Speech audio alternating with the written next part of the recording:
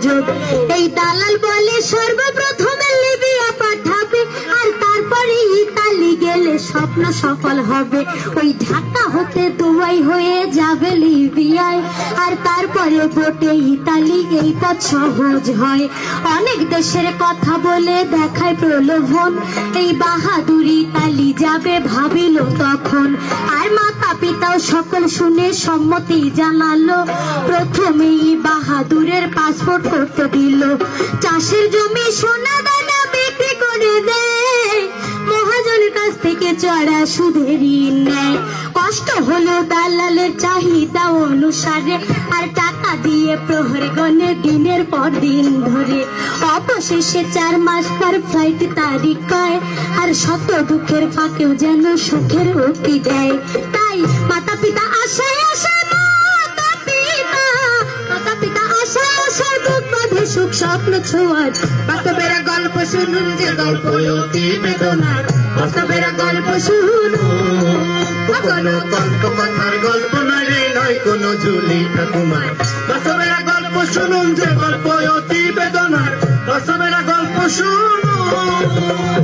বাহাদুরের কাঙ্ক্ষিত সেই মহেন্দ্র খন এলো, আর দালাল স্বজনেরা সবাই বিমান বন্দরে গেল।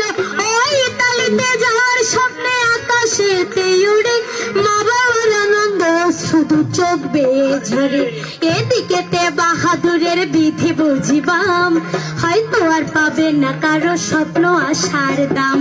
আরো কিছু সহযাত্রী ছিল তারই সাথে, আর সকলেই অবতরণ করলো লিবিয়াতে। সেখানকার এক গুদাম ঘরে থাকার জায়গা দিল, এই অর্থ ব্যয় সবাই যেন হাজতবাসী হলো। আর জোর করে কাজ করতে বলে দালালের ইচ্ছায়, আর না করতে চাইলে শারীরিক নির্যাতন চালায়। খাদ্য পানি পায় না কেউ চাহিদা অনুসারে, আর কান্না চিৎকার করতে গেলেও গলা চিপে ধরে। পাসপোর্ট কাগজপত্র সঙ্গে যে সব ছিল, ওই সুকৌশলে দালালেরা আগেই নিয়ে নিল। এমনি ভাবে চলে অমানবিক নির্যাতন, আর অনেকদিন চলে এই দুর্বিষহ জীবন। অবশেষে ভাগ্য একদিনে পরিবর্তন হলো, ওই লিবিয়াতে নেবে বলে বোটে উঠাইলো।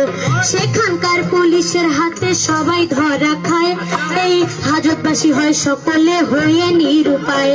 আর অনেক কষ্টে IOM এর তথ্য জানতে পেল, আর তাদের উদ্ধার করার জন্য আকুতি জানালো। হালকা সেদিন নাতিপাত করে বাহাদুর, ওই স্বপ্ন ভাঙা বিনায় বেজে ওঠে করুণ সুর।